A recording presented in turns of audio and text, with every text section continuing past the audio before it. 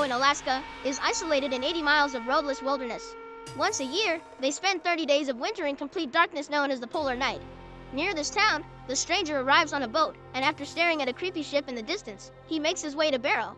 Outside Barrow, Sheriffs Evan and Billy find a pile of burnt phones buried in the snow, which doesn't look like a prank. They also take the chance to look at the last sunset they'll have for a month. In town, people are getting ready to either hibernate or leave on the next plane.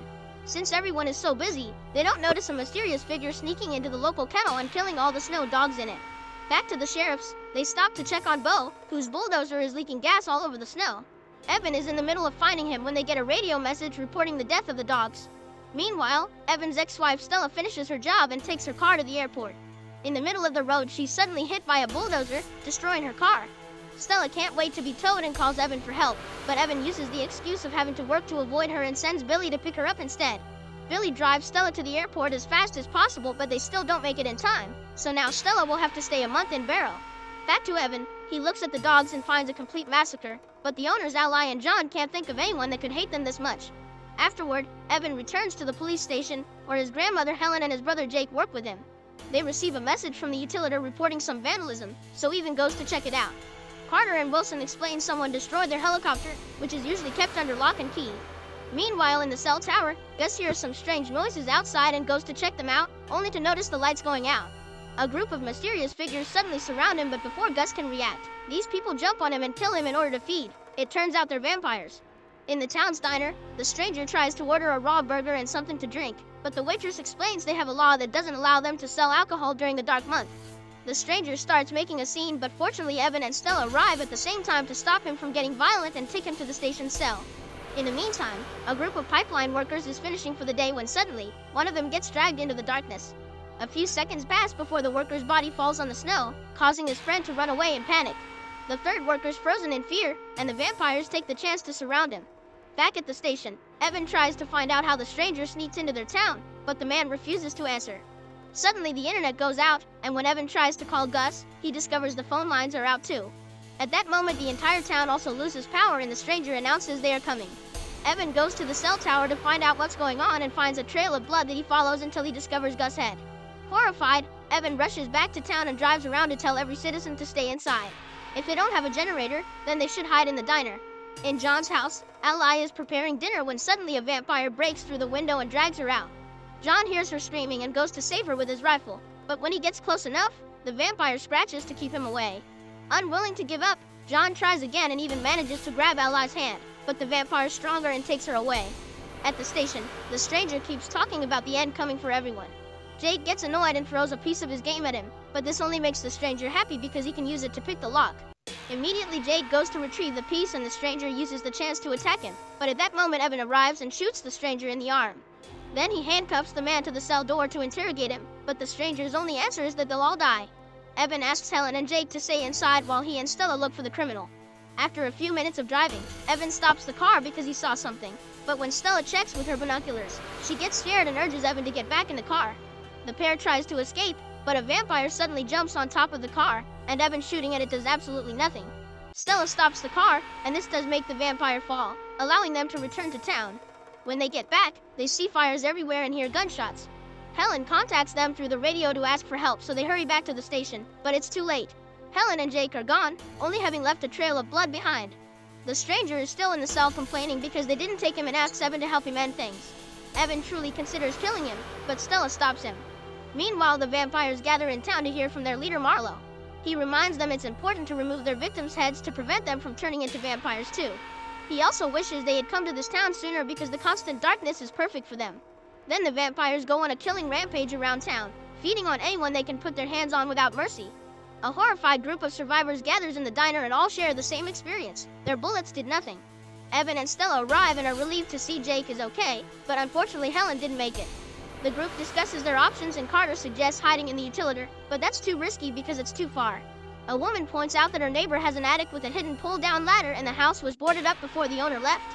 Evan asks Carter to guide the group to that house while he and Stella distract the vampires. The two of them drive around town to act as bait and the plan works. Soon a bunch of vampires grab their car and try to attack them through the windows. Evan manages to kill one of them by aiming at the head, but Marlowe takes his gun and the car gets flipped over. The vampires immediately reach for Stella and Evan again, but at that moment, Bo shows up in his bulldozer and runs over the enemy. Evan and Stella rush to join him in the vehicle and they drive away rather fast until they make it to the house with the attic, which is incredibly well hidden as promised. Evan tells the group they'll sleep in shifts and ration their food. They have good chances of surviving because they're used to the polar night unlike their enemy. Meanwhile, Marlo and Iris visit the stranger at the station. They commend the man for doing his job perfectly and promise to turn him, but when Marlo hugs the stranger, he kills him instead. 6 days pass with the survivors managing to stay alive and well in the attic, although sometimes they have to deal with Wilson's father Isaac having dreams about his wife, who died years ago. One evening, they hear noises outside, and Stella looks out through a hole to discover the vampires are ransacking the neighboring houses. Some of the survivors want to leave before they're caught, and when Stella and Evan point out it's too risky, an argument ensues. Evan calms everyone down and reminds them their team before coming to terms with the fact the vampires are too close. They need to escape to gather supplies from the store and hide in the utilitor, but they'll need some cover, thus they agree to try when the next blizzard comes. On day 7, the group hears Kristen walk down the streets asking for help. Evan notices the vampires follow her by jumping on the roofs, meaning they're using her as bait. The survivors insist on helping her, so Evan comes out and discovers John is around too, hiding underneath the house. Kristen is his priority and Evan asks John to wait, but unfortunately this distraction means Evan doesn't make it in time and the vampires begin slashing at Kristen before jumping to feed. With the vampires distracted, Evan goes to save John, but as soon as he pulls him out he notices John is becoming a vampire too. Evan tries to talk to him but John goes rabid and attacks, pushing Evan against the swing set that catches him with its chains. Fortunately there's an axe nearby that Evan uses to defend himself, allowing him to kill John with a few precise strikes. Then Evan runs back into the house, where he collapses from an asthma attack. Outside, Marlo finds John's body and takes it as a clue of someone being around. Moments later, it's Stella's turn to be on guard, and Isaac takes advantage of her falling asleep to leave the basement. Stella and Wilson hear the door and immediately go after him, convincing him trying to walk to the city is a terrible idea. Isaac cries as he thinks his wife won't survive and goes to the bathroom. However, seconds later they hear a noise and discover the door's locked. Wilson picks the lock and they discover Isaac has escaped through the window, so Wilson goes after him and pushes Stella away when she tries to stop him. Evan hears the commotion and comes down to check on Stella, but at that moment, a vampire enters the house and they hide in the bathroom. The vampire looks around the house and approaches the bathroom door, but when he's about to open it, he hears Wilson calling for his father outside and decides to go after him instead.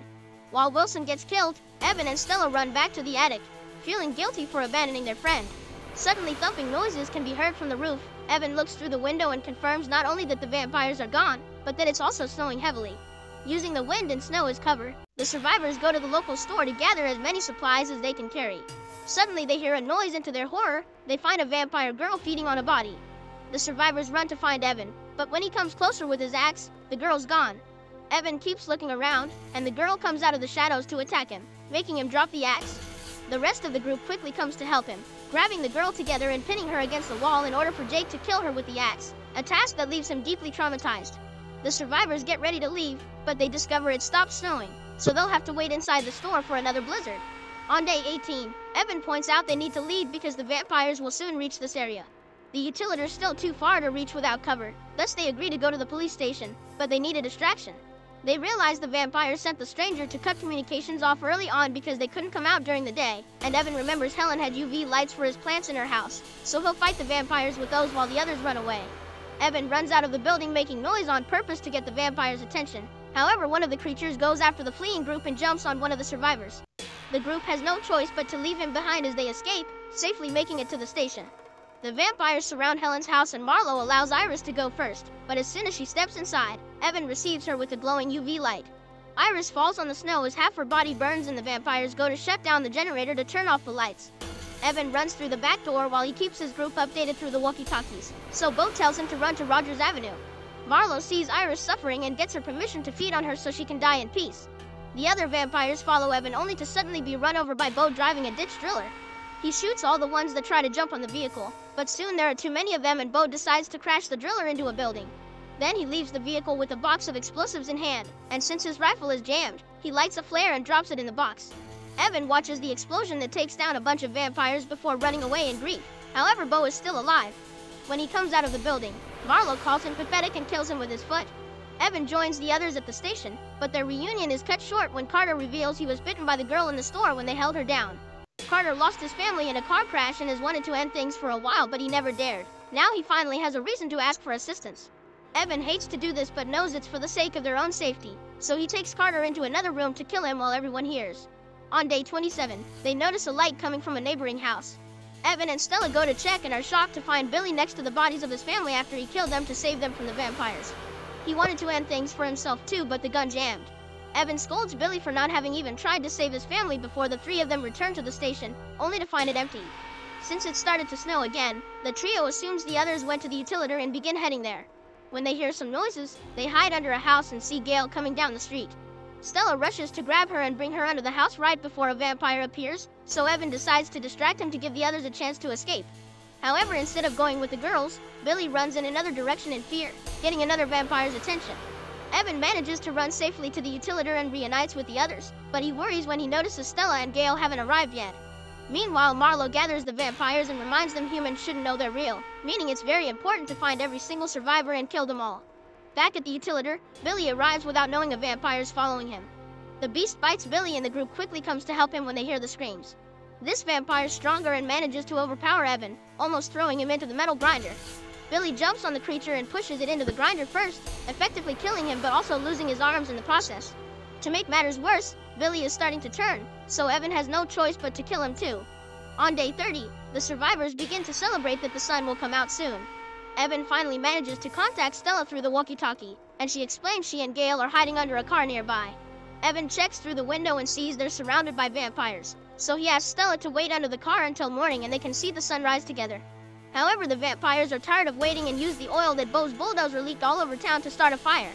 If Stella and Gail stay under the car, they'll burn, but if they come out, they'll be killed.